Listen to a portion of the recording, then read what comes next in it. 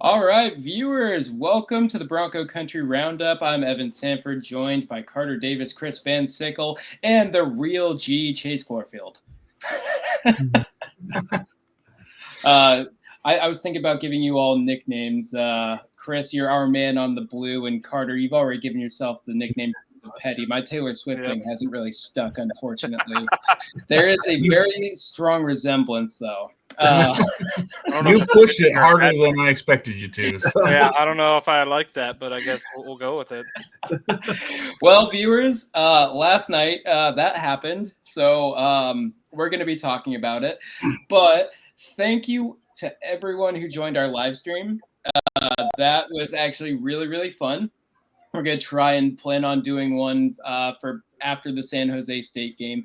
We're going to try and figure out the details amongst ourselves and try to give a little bit better heads up for everyone. Maybe have some more things planned other than just kind of figure it out.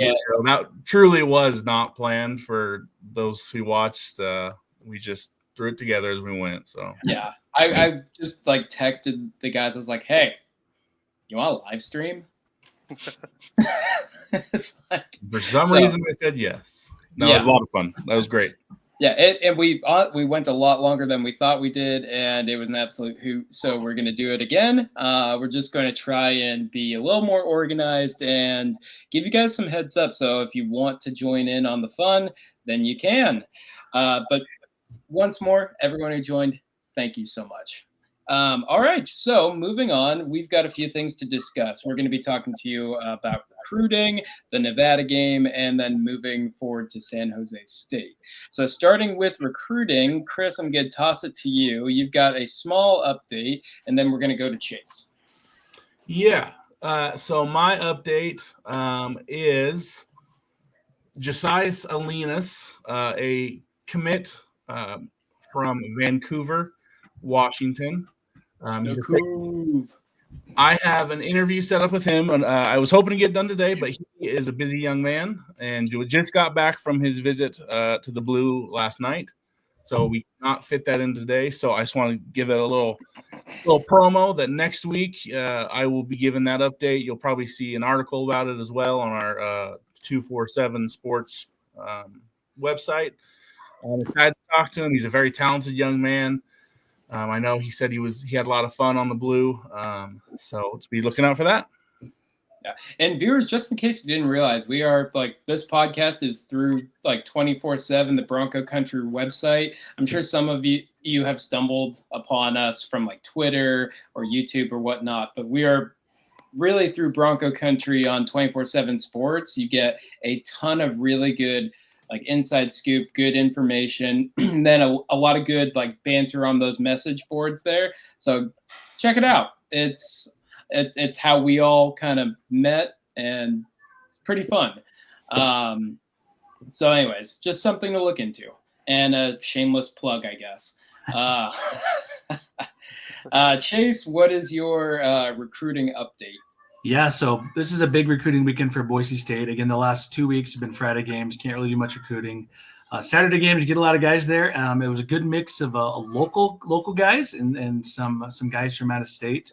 Obviously, Josiah is Alinas. Is that how you say the last name? I believe so, yes. Yeah. And then correct me if I'm wrong. Yeah. Class of 2026, Boise State commit LaGary Mitchell from Meridian High School was there. He's a stud. And then other local guys, the Zeke Martinez, an intriguing quarterback from Meridian High School. He's class of 25. He was there. Boise State's been in contact with him. There may be a preferred walk-on situation happening. I don't know. Haven't talked to him. But the way they're keeping in contact with him, they're definitely interested in him. I think there's mutual interest. Mm-hmm. And then class of 26 quarterback Jack Brandt from Timberline in Boise was there as well. Wow. So some local kids. And then the three big ones were class of 26 prospects from Lake Oswego, Oregon, 3 teammates. Running back LaMarcus Bell, edge Noah Tischendorf, and quarterback Hudson Kurland. So these are unofficial visits, meaning they don't count toward those 5 official visit max. And a lot of guys in town. Don't know if anything will come of it, but the more people you get on the blue, the more interested you get in the program, and see what happens from this group. And just something else that we've been kind of following for a little while now is that there's the trend of like we're reaching out to a lot of 26 kids. That's what Danielson wants to do, build those relationships early, help with recruiting. It's how we really set ourselves apart. So just another trend that in the Danielson era that is really kind of interesting to watch. It'll be cool to see how many of these kids end up landing on the blue. So stay tuned, I guess, for more information on that. And Evan, sorry, before you move on, I don't know if I should spoil this, but there was a big transfer portal sorry guys, cornerback. No, you're good. That was just a very lovable should I say it? Should they go to the corral? No, they got to go to the corral. They don't get that info out of us. Got to go to the corral. No, there's some other official visitors who were there as well, and some intriguing guys. So go to the corral and see what you can see. I think you'll be intrigued by the people that were there. So, what did I miss today? You got to go to the corral. You got to go figure it out again. Yeah, this was something that was talked about 4 days ago. Yeah. Wait, what? Yeah, it was a big recruit. Yep. How did I miss that? How dare you not know? Oh, I know this. Okay, viewers, I must have. The corral giveth. Got to go to the corral. Oh, yeah, you got to figure it out. I done messed up because somehow I missed that story. Not good. Okay, but moving on from my embarrassment there, the Nevada game that happened, and we won. We won. I would call that a classic trap game where before. Well, viewers, you might have heard Chris and I say a lot of. You might have heard a lot of these talking points last night. So we'll try and keep our points somewhat brief. But my biggest thing before I pass it to Carter and Chase is that I really felt like Nevada came out. They had the emotional edge in this game. They are not going to be bowl eligible. They had 2 former coaches. They had nothing to lose. Come to our house, then punch us in the face. And they came out and got very close to doing that. Not a fun game, but at least we won. And at least in the AP, we went down only 1 spot. And the coaches poll, we actually went up 1 spot. We're at 13 in both. Yeah. I don't really think it matters anymore, but it's nice to see, I guess. I think in the CFP, we either stay put or we go down 1 or 2 spots. But yeah. I'm thinking probably down. I think it represents the AP probably. We probably go down to 13 while Miami and Georgia fall somewhere in those 10 to 12 areas. Yeah. It'll be most interesting for me to see what they do with Army because so far the committee, like in the past and in previous versions, they don't necessarily reward teams that are undefeated that don't have great strengths of schedules. Was Army like 25 or something? We'll see if they move up at all. They were 25, and their game against. They're moving up in the polls. We'll see where they are in these rankings on Tuesday. That'll be. I bet they stay the same. 25, 24-ish probably. I think they stay the same because their game against North Texas was not impressive at all. Speaking of stinkers, yeah, that was. Well, yeah, and honestly, North Texas should have won. Pass-build offense. So every time they got into the red zone, it looked like they gave the controls to a 12-year-old. They just couldn't figure it out. They got down the field just fine. No, I swear, like. At the end of the game, they're like, yeah, North Texas ended up getting no points off of like 3 red zone visits. It's like that wins the game right there if you figure out how to do some short passes. So honestly, that's the one team right now for Boise State's got to kind of pay attention to for the rankings. Yeah. Well, they play Notre Dame this coming Saturday. So that's really this week is huge, not just for us, but for G5 in general. Notre Dame's already slayed 1 service academy this year. So yeah. For Army, like they're not as good as Notre Dame, but they're going to want to try and turn that into their organ, make it a quality loss. Mm-hmm. That's their opportunity to really showcase, like, hey, we belong. And personally, I don't think they do.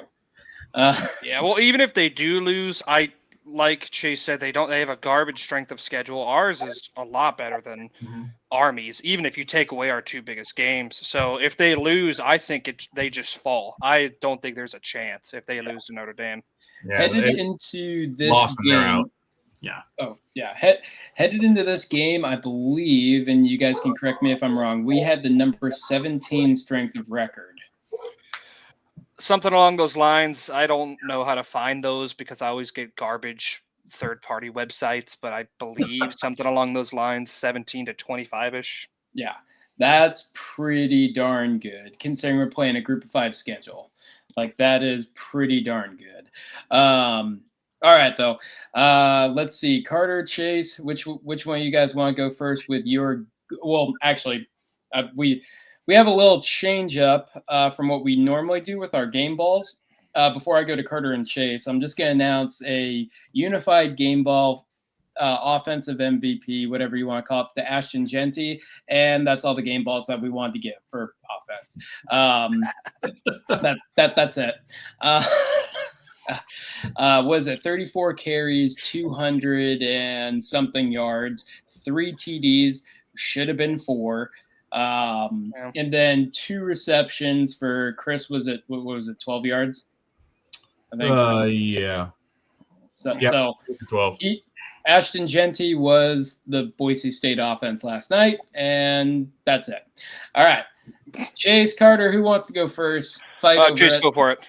All right, I'll go for it. So I'm probably going to be more positive than Carter. I'm actually pretty bullish on the team right now. Like I feel like they're in a really good spot. It's interesting because after the loss to Oregon, we all felt really, really, really good. And not just us four, but the Bronco Nation in general felt really good about the state of the team, right? You lose, but you feel really good. Here you win, but there's a lot of hand-wringing and people being upset and all that sort of stuff. And it's just an interesting dynamic. I kind of was looking at Nevada's schedule and going through some stats. They've played 11 games. 8 of them have been one-score games, like one-possession games. Yep. 3 of those were on the road, including Boise State. And they lost all 3 of them. Okay. So to me, that shows that Jeff Choate's doing a really good job with a group that isn't nearly as talented as some of the other teams they're playing, right? And so that they're kind of coming up short. Give him a couple years, and I really do think he's going to have Nevada in a much better spot. But again, I think Boise State came in with a pretty vanilla game plan, both offense and defense, and just kind of, as Evan said, got punched in the mouth and kind of just reared back and didn't respond great. And honestly, the really big negative thing I'm going to say is, holy crap, special teams. Like, there's nothing special about those special teams. Yeah, Boise State should have lost that game solely on the special teams. Had those fumbles and drop kicks not bounced our way 2 or 3 times, right? Yeah. Nevada had a chance at both of them, and that one kickoff that squirted through like 7 different people's arms and hands. Yeah. But to me, Boise State came in with a lack of focus. It's weird to say looking ahead to San Jose State, but I think they were. And you see it in those small details, such as securing a catch on a punt or a kickoff. Like those sort of small things is where you see a team with a lack of focus. Truth be told, though, in previous years, Boise State loses this game. The specter of Andy Avalos, as it were, as we've said. Even I think toward the end of the Harsin era, this is a game Boise State loses. Yeah, right? this would have been one of those head scratching Harsin clunkers. Mm-hmm. Yeah. So you chalk it up to, at this point, you have guys beat up, Genty's beat up, your O-line is doing whatever the O-line is doing, right? We're struggling. Defense, maybe not as much effort Saturday night as there could have been. But you get a win and you move on. You have 3 games left and a chance to play in the playoffs, right? If things keep going this way. You take a win, you survive in advance and move on to the next one. And I truly, we'll talk about it more. I truly think Boise State's going to be ready to go against San Jose State. I really do. Yeah, that's something that we talked about on the live stream, is that the rate of improvement with this coaching staff far outstrips the Avalos era for sure. And I think the end of the Harsin era where they're able to identify problems. They're not going to, it's not like it's like NFL players where it's the cream of the crop and they can just like fix it in a day. It takes a little bit longer, but they're able to really clean things up pretty darn well for this level. Yeah. But Carter, what's your good? Your good, Carter. We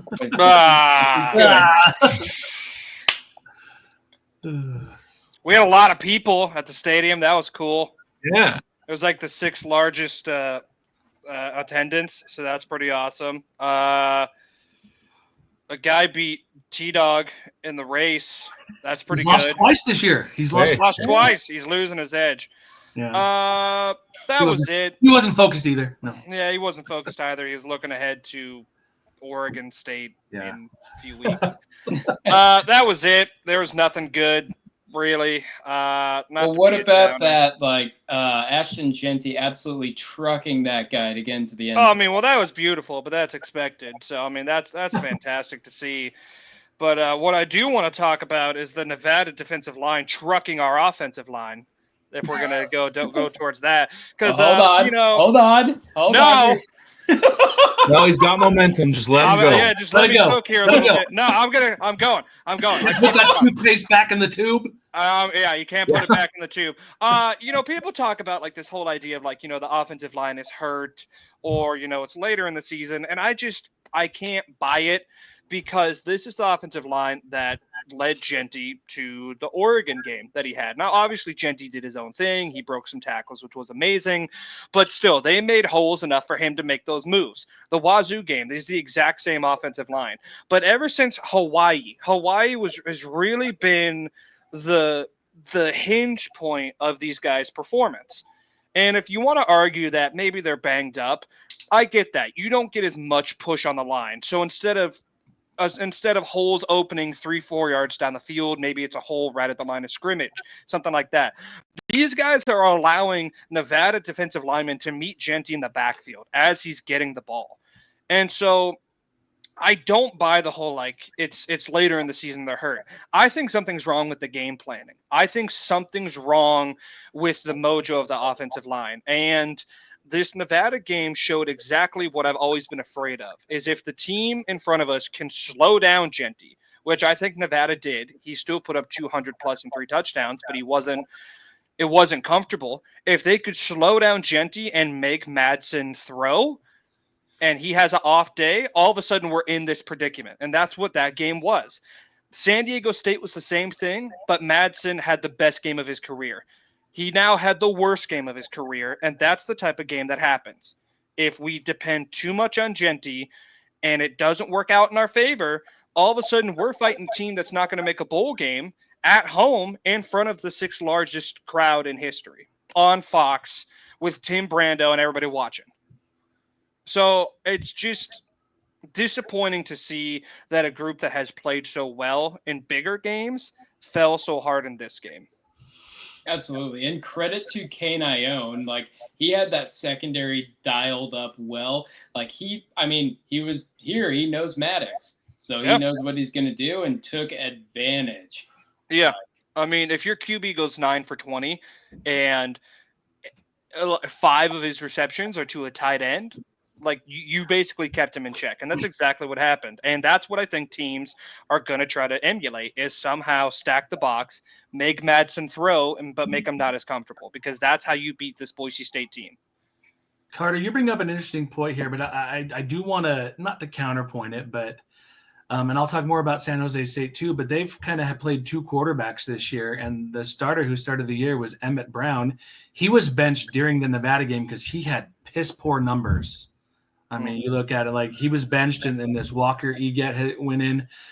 So I mean, you could chalk it up to two bad games from people against Nevada, or maybe Nevada and Kane Ione really has things cooking down there a little bit more.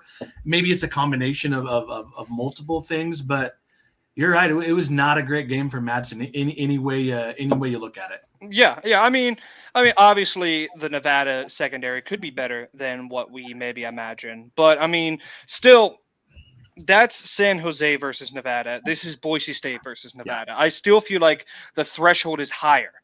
And I mean, I would, if we have time, I would love to look at the stats of what the guy that got benched, see how comparable is that to Madsen. I'll look right now while you're talking. While you look that up, who I think is probably one of the best quarterbacks in the conference. But if it's up and down like this is how you beat Boise State. You make them throw and hope that Maddox doesn't have his on day. And so while Chase looks at that, I mean, I can go to defense real quick. I'd actually be curious because they got Madsen out of the pocket a lot. They got him scrambling a lot. They got him uncomfortable. They were able to rush him, but I don't think they got a sack. But I don't think so either. I wonder what the QB pressure stat was. But that also goes to show something's going on with this offensive line. Like we've never had a game where he was that much in pressure. Okay, so, you ready? Yeah. Emmett Brown was 12 of 28 for 170 yards in that game. Did throw 2 touchdowns, but then was benched, and the backup went 10 for 13 for 141. I mean, that's better than Maddox. 9 of 20, 12 of 28. Like, that's about the same. 2 touchdowns. Yeah. So the San Jose, they bench a guy, and we're talking about Maddox, who's supposed to be better. Yeah. Who has better receivers, better offensive line. Something's going on with this. And then, I could just be overreacting here, but it's like, this is not the time to start having these problems. Yeah. I'm with you. That was awful timing. I do think, honestly, I think if Nevada was going to have the special sauce, so to speak, against any team on their schedule, it was going to be us. 2 former Bronco coaches. Yeah. Like, this is a rivalry for them. You saw Jeff Cho. He's a salty little salty man. Can I say it? He outcoached Danielson. Oh, absolutely. Sure. Like, ran circles around him. It'll be a good learning experience for yeah, Spencer Danielson. I think so. That's the first time I've seen Coach Danielson coach scared on that 4th and 1 call. Yeah, you can't do that. If you have Ashton Genty, you run the ball. There's no chance. Yeah. But I think also I think he was thinking about how the offensive line was playing, because I thought about it. If Genty got met in the backfield, how does that look? How does that instill confidence? But obviously it's a hindsight thing. But oh yeah, I mean honestly, one thing that I think we're missing this year. Well, one, we haven't seen the Clydesdales that often. Occasionally we see it, but that's a situation where Clydesdale could be great. And 2, that wildcat formation where Genty takes the direct snap, and you've got 10 offensive linemen. Or 9 offensive linemen and a fullback, whatever, where they know what's coming. Yeah. Why not in that situation? They already know what's coming. So what good is having Madsen hand the ball off going to do? Well, I'm pretty sure they tried the Wildcat, and if I'm not mistaken, Genty got stuffed on it. Yeah, it wasn't. When did we try the Wildcat? It was a goal line play. I think it was right before the. It was sometime. I remember thinking that it's interesting, and it didn't work. Yeah. It was only one time. It was only one, so it could have been something else. I don't know. What game was that? That was this game. I think it was right before Maddox threw the interception that was overturned by sketchy officials. No way. I think it was. I know they did a Wildcat once. They did. They did one play of it, and it didn't work at all. Did I miss that play? I am just off. A lot. You know what, Bronco Nation and viewers, I apologize. I am just off my game tonight. My goodness. Yeah, but I just want to check in on the defense for a second. Not as bad as I think it looks. I for some reason they weren't prepared for the Nevada QB to run around as much. That seemed weird to me. Carter, I'm gonna stop you because Chris hasn't had a chance to jump in. Oh yes, good. My good is kind of one of those unwritten rules. Cage Casey. Defending his, I don't remember if it was Madsen or Genty that kind of got manhandled. After that last touchdown, right? Yeah. That needed to happen.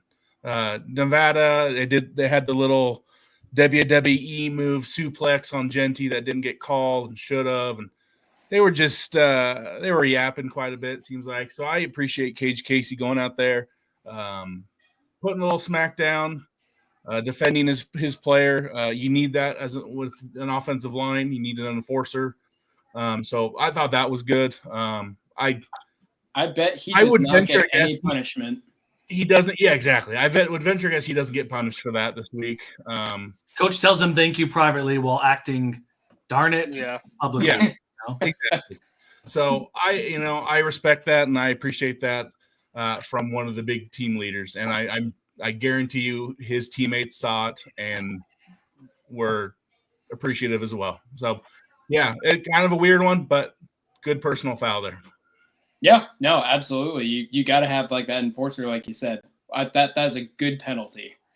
Like, we will take that all day. Just wish they didn't get like 30 yards on the insinuating return. Yeah. Oh, that was awful. All right. Well, any more goods before we get there? We kind of already jumped the shark on the bad. My bad. Guys, any more That's good? okay. No, that's all right. Let's move on. Let's get this bad out of the way. Okay, get the bad blood out. I mean, Carter, do we want to just have you take it away? Yeah, I already kind of fleshed out the bad with the offense. I kind of got ahead of myself. I'm sorry. No, you're good. We'll go to defense. I don't think defense was that bad.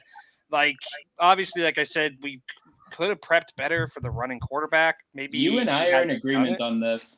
Yeah, maybe he hasn't done it as much, and they kind of brought it out, but it really seemed like they weren't prepped. There wasn't a lot of spy work. I don't know. We've like Haj Malik Williams, we kept really contained. The Mateer from Wazoo, we kept contained, but this guy seemed to run around. But I mean, ultimately, you hold a team to 21 points, force 3 fumbles, recover 2 of them, especially at the goal line. Like, if I had to say a bad, it was that they allowed drives to continue. The secondary seemed to kind of go back into their third down thing. But what do we got going on here? Let's see. This guy right here, Jaden Virgin Morgan, I thought was pretty. Oh, I mean, he's been a beast. What a sack. Yeah. They put a tight end on him to block him. Good luck. Yeah, gives him a little shove at the end. Yeah, so honestly, I think the defense was good. Love the hype right there. I think the lack of offense highlighted defensive problems. If we were up 4 scores, nobody would have cared what the defense was really doing. It would have been annoying. But with how the offense was, we had to depend on the defense, and all of a sudden, those runs, those passes made things a little more uncomfortable. But overall, I think they did what they usually do. I thought they were fine. They only got gashed once on deep ball that I remember. I guess I'm a little bit off tonight, but on that one deep touchdown is the only time they got gashed on a deep ball. Yeah, which is on par for us. But really, the way I saw is they legitimately gave up 14 points, and they gave up that last touchdown when they were already starting just outside the red zone. That's not a very high success rate for most defenses. Mm-hmm. Special teams really kind of screwed them over there. Now that deep ball should have been covered better. The 50-50 balls are 80-20, like that. I'm quoting our very own Chase Glorfield. Well, that receiver was Jaden Smith. He's 6'6". He's a big, tall, lanky receiver, and we got a 5'11", 5'10" corner on him. Wasn't in great position on that ball, but that's their stud. That's Nevada's stud receiver out there. Was that guy who caught that touchdown? But now something that Chris and I talked about last night are the angles. Angles were real, on some of those missed tackles, those were rough. And then we had a question about Ty Benfield. He's getting a lot of flack online, and both Chris and I kind of agree that he's actually having to cover for some poor performances around him. He's trying to be our Earl Thomas, and the cracks will show on that, but the other guys around him aren't playing up to a standard, I guess, or they're setting him up a lot of cleanup. Yeah, cleaning up a lot of messes. Let's put it that way. Yeah. Yes. And what you see on TV isn't it's not very reflective of that. You see him maybe miss a tackle, but he shouldn't have had to make that tackle in the first place, kind of deal. Well, you bringing that up. It reminds me of something I saw. I did go to practice this week, and Ty Benfield is a major leader on this team. I can tell you that. He was yapping at some guys, on other defensive players, getting on them during practice. I was impressed. Even a little taken aback. He was not holding back. So Ty Benfield is back there. He's working hard. He's doing his best to help this team. So that one caught me off guard last night. I didn't expect Ty Benfield to be getting any kind of flack here. I think he's really the one consistent we've had. People are looking for something to blame. Yeah, I guess I didn't see this. I didn't know people were upset at him. Yeah, they're not seeing the root. They're seeing the problem, but they're not seeing the root cause of it. Yeah. So it's especially with Tubner out, he's definitely having to do a lot more, especially with the pass coverage. Yeah. Yeah. I mean, I don't like that Tubner's out, but I mean, silver lining is that they have a week to prepare. They don't have to throw some guy in the middle of the game like they have other times when he's been ejected. So that's good, at least. Zion is not like, it's not like he's never played before. He's got experience. He knows the position, knows what's being asked. Love you, Zion, but wrap up when you tackle. Wrap up. Oh my goodness. Same Rodney Robinson. Yep. Please. Oh, you know what? We forgot. We have a unified game ball for defense, and that is Jaden Virgin Morgan. That was like our bright spot of the defense. I want to shout out Marco Notriani too. He got his name called a few times. He played well last night. He did. He had a very nice game. Putting together a nice quiet season. He's not doing a Van Der Esch thing, but he's doing good. He's doing well. Yeah, honestly, I feel like that's with this defense, the way they're playing, like you're hearing about the guys who are getting the sacks, and then you're hearing about the guys who are like getting absolutely torched, and there's no in between. So if we're not hearing his name, it's probably more of a good thing than a bad thing. Yeah. So, anything else? Anything else you guys need to get out? Let's flush it. Let's move on. Yeah. Flush it. Let's go. And I mean, like, just going back, I honestly feel like Nevada had the emotional edge over us last night. I feel like they had the coaching. I mean, Chase, I agree with your point. They had the coaching edge over us last night. And it was a trap game. Yep. Well, you look at what happened around the country. Lots of upsets. Some teams were close upset. The BYU Utah game. Ugh. But it was a weird weekend. That's for sure. Yeah. Yeah, I mean, Miami, Ward fumbling away his Heisman hopes. That was awesome. Especially the announcers are like, this is his Heisman moment, and he fumbles that away. But BYU game, I don't know about that foul on the outside. Didn't really see it that much, but love the way love exciting endings, but really would have liked BYU to drop that. By the letter of the law, that was a holding play. Just a ticky tack. Let that one fly. I don't know. I've heard different thoughts. Like in late game situations, I've heard referees say we call felonies not misdemeanors. Exactly. So I don't know. It depends on your frame of mind and your thoughts, your philosophy, I guess, with that. Yeah. Player was not anywhere near the play. Wasn't gonna be. But anyways, moving on. We don't need to talk about old BYU over there. Yeah. So the last thing before we get to San Jose State is, and we can do this real quick, gentlemen. The ugly. And now before we get the pitchforks out, we have a unified game ball for special teams, and it is going to Tyler Crow for being the only bright spot in an otherwise historically bad night. Yeah. So I'll just open it up. Who wants to take the ugly? Go ahead. Whoever wants it. I'll start. I just feel like of all the things with this Boise State team this year, we've had the most warts and zits on special teams consistently throughout the year. Sometimes it gets better at certain things, but last night it just all came to a head. And Boise State, I'll be honest, Boise State was lucky to win that game. They were.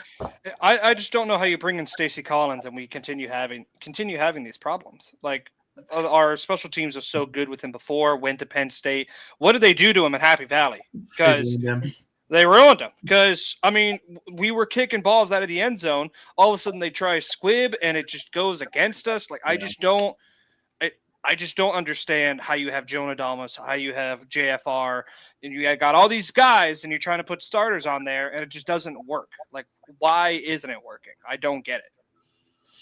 And now I'm not advocating that anyone should ask Danielson that question, but that's a question I would really want to know the answer to. Like, why are they doing what they're doing, and why not just kick it out of the end zone? My goodness. Yeah. Like, it just make sense. Two muffed, or what was it? One muffed kickoff, one muffed punt, and a lot of big return there late in the game, and All right, that's our ugly. San Jose State. San Jose State. I should certainly hope they aren't ugly for us, but special teams. That's our ugly. viewers commiserate in the comments section. We got a lot of our venom out last night on the live stream. But moving on to I had a day to Jose. sleep on it. I'm good. I'm better now. So Yeah. Honestly, it was like a little therapy session last night. Probably good I wasn't. Probably good I wasn't there. Probably would not have been PG-13. Usually takes about 24 hours for me to not have to throw some F-bombs. All right, moving on to San Jose State real quick. Chris has a announcement for that. We're doing another contest. Chris, take it away. Yeah, so I think we're gonna give this a try, and if we like it and it works out and it's getting people involved, then we'll keep it going. Let's do score predictions. I think it's fun.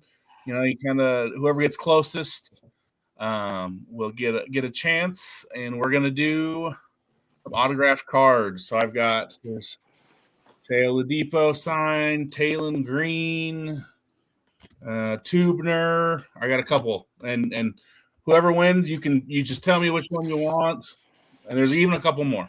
But drop your score predictions for the San Jose State game in the comments. We will figure out which one is closest after the game, and I'll be in contact with you. Hopefully, when you enter these and you win, I need to be able to get in contact with you. That didn't go so well with the ticket giveaway. Somebody did win it though. So enter your score predictions in the comments for a chance to win an autograph card. You do need to be a subscriber though. Make sure you're a subscriber. That way we can get those numbers up. And I'll start with on San Jose State. You also have to follow all four of us on social media. That one's a little harder to track. If you want to do the footwork on that one, buddy, it's all you. Yeah, not to toot my own horn, but I get a few a day, so I'm not going to sit there and be writing names down. Look at that card. Yeah. There you go. Wasn't trying to brag. I'm just saying it's a lot of people. Yeah. I don't want to do that. Yeah. San Jose State. I think we caught the best that Nevada's got, and it about took us down, but we figured it out.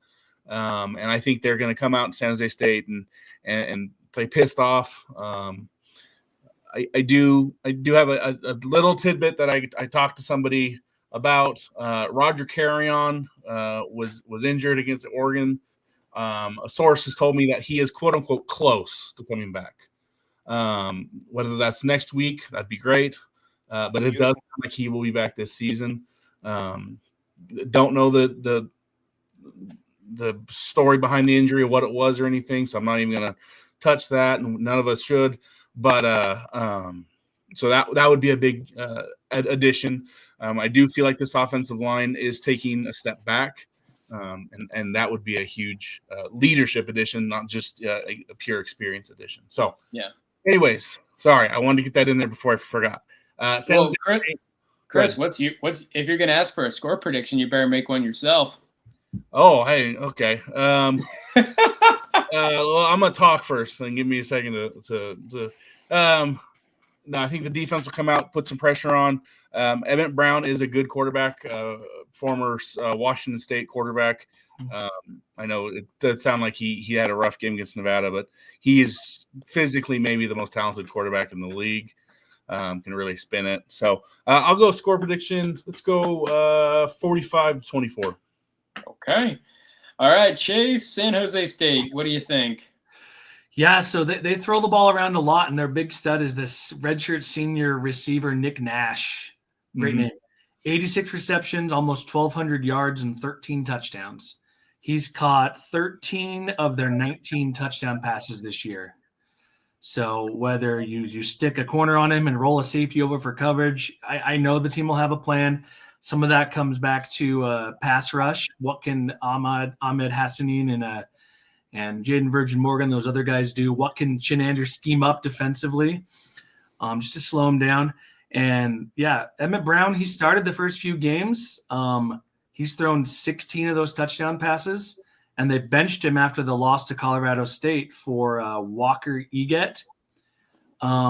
He's thrown 3 touchdowns to 6 interceptions on the season. Some opportunity. Yeah, and so I don't know. I imagine Boise State will prepare for both quarterbacks. UGET has started the last 3 games, or last 2 games. They've scored 24 points, 10 points, and 24 points in those games. They lost to Fresno State when they scored 10. So that's something to watch. They have 16 interceptions in 9 games. San Jose State does. So their secondary is pretty good. So Maddox needs to flip the script a little bit. And the other thing, I think Genty will have another big game. I think Maddox will be ready to go. I think the whole team will be ready to go. As Chris said, just play pissed off.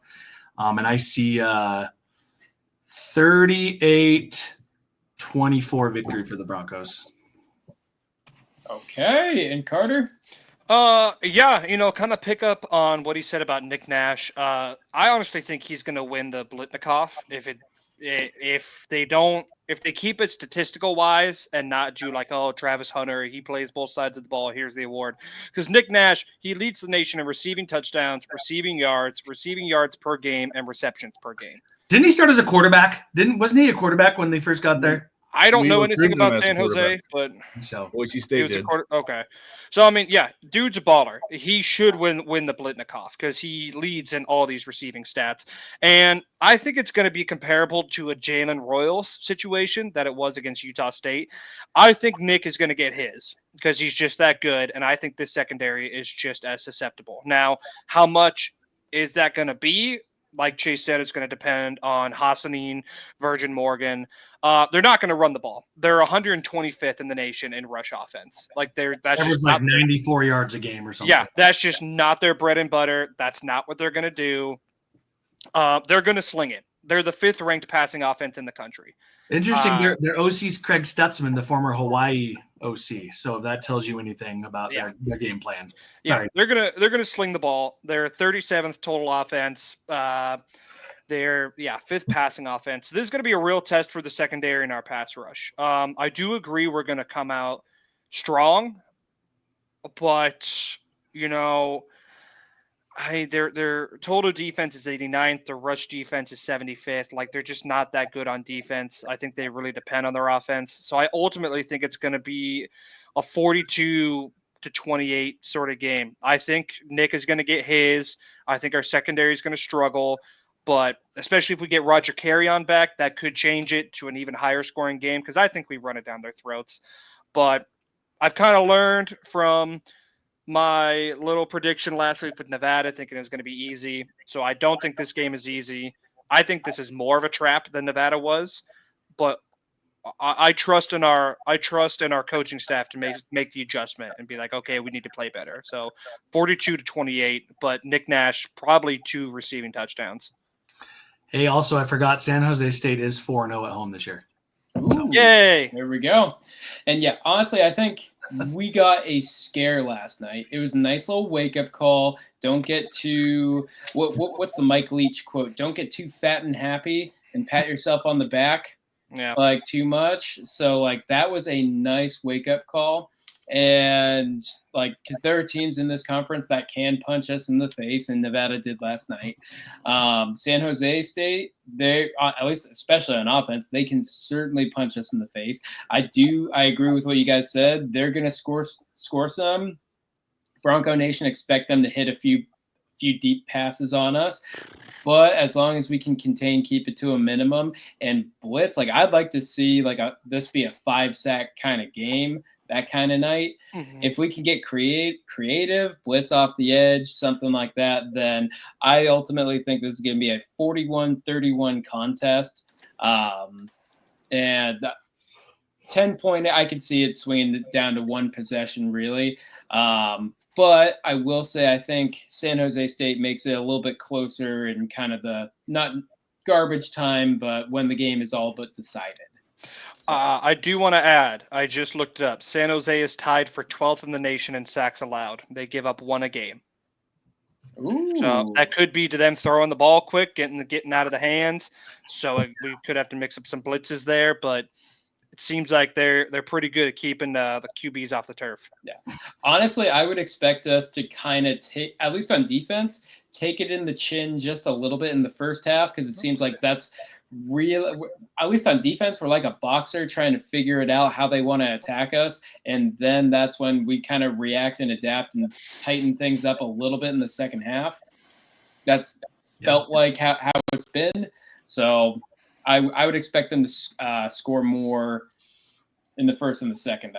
That's for sure. Mhm. All right. Anyways, moving on. That is all of our score predictions. Viewers, put yours in the comment section below, and whoever gets closest will win an autographed card. But anyways, that brings us to the end of another Bronco Country Roundup. Thank you so much for watching. Good night and go Broncos.